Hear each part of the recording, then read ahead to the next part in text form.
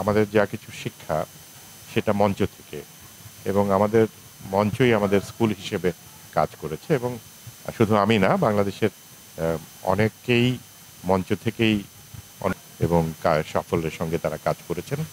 এবং আমার মনে হয় যে মঞ্চে আসা মানে হচ্ছে নিজেকে রিফ্রেশ করা, আবার একটু ঝালাই করে নেয়া, ওয়ার্কশপের মতো কাজ করে। কোনো বাণিজ্যিক কাজ নয় বা এটি কোনো পেশাদার কাজ নয়। সুতরাং এখানে মূল লক্ষ্যই থাকে গুণগত মান এবং শিল্প মানটা যাতে।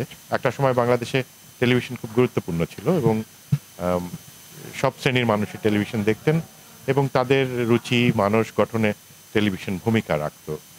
আজকে তীর্থযাত্রীর চতুর্দশ প্রদর্শনী। তো এখানে তো প্রতি মাসেই শো থাকে, আবার হল বরাদ্দের উপরও নির্ভর করতে হয়। কেননা দুঃখজনক হলেও সত্যি যে খুব বেশি হলে তো আমরা নাটক করতে পারি না। শিল্পকলার এই হল আর মহিলা সমিতি আপাতত এই জায়গাগুলিতেই হয় এবং সেখানে হল বরাদ্দ পাওয়া সাপেক্ষেই আমরা মঞ্চস্থ করতে পারি একটি নাটক। তো সুতরাং চাইলেও অনেক বেশি প্রদর্শনী করা সম্ভব হয় না।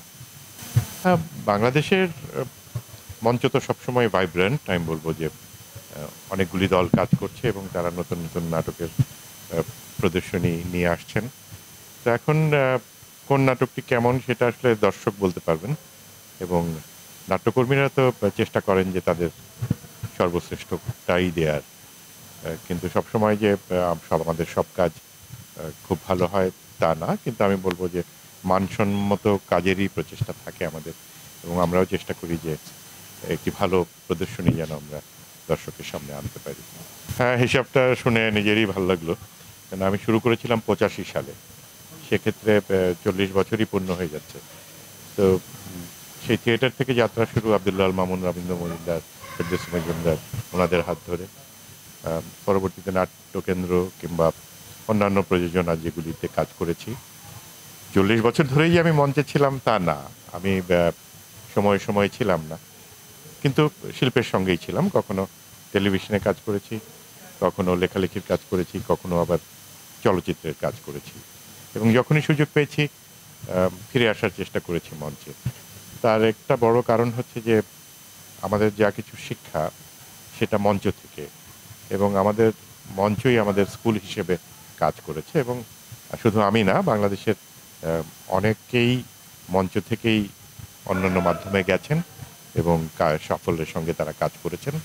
এবং আমার মনে হয় যে মঞ্চে আসা মানে হচ্ছে নিজেকে রিফ্রেশ করা, আবার একটু ঝালাই করে নেয়া, ওয়ার্কশপের মতো কাজ করে ব্যাপারগুলি।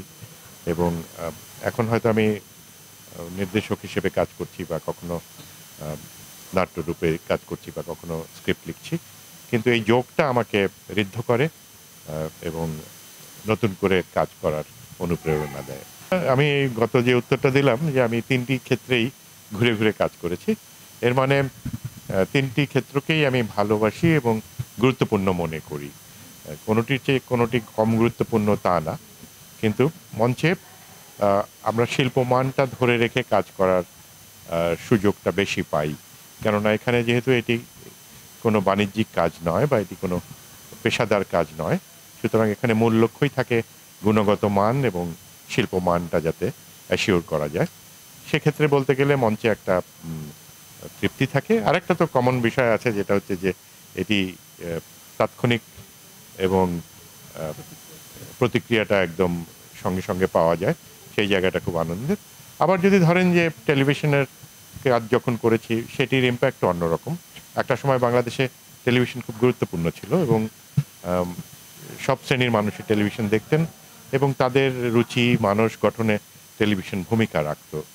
আমাদেরকেও চিন্তা করতে হতো কি করতে পারবো, কি করতে পারবো না, কি বলা উচিত, কি বলা উচিত না। আর চলচ্চিত্রের বিষয়টি হচ্ছে যে যেটি আমি মনে করি যে চলচ্চিত্র একটি দীর্ঘস্থায়ী মাধ্যম। সেই চলচ্চিত্রটিকেই আমি গুরুত্বপূর্ণ মনে করি যেটি সময়কে অতিক্রম করে টিকে থাকতে পারে।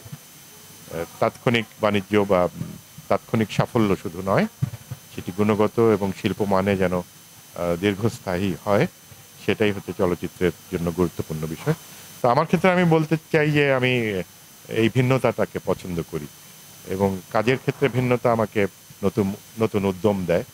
যেমন লেখালেখি বা নির্দেশনা বা অভিনয় সবগুলি কাজই আমি উপভোগ করি এবং সে কারণেই ঘুরে ঘুরে সবগুলি মাধ্যমে কাজ করি।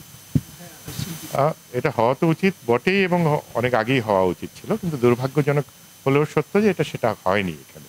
এবং আপনারা যদি লক্ষ্য করেন যে বাংলাদেশে কটি মঞ্চতে থিয়েটার হচ্ছে বা কটি জেলায় এখন ঠিকমতো থিয়েটার চর্চা হচ্ছে, আগের চেয়ে কমে গেছে। এখন কমে যাওয়াটার পিছনে হয়তো অনেক কারণ আছে। সমাজ বদলেছে, অর্থনীতি বদলেছে, মানুষের অর্থচিন্তা পাল্টেছে। সুতরাং থিয়েটারের জন্য হয়তো অনেক বেশি মেধা বা শ্রম আমরা অনেক সময় পাচ্ছি না।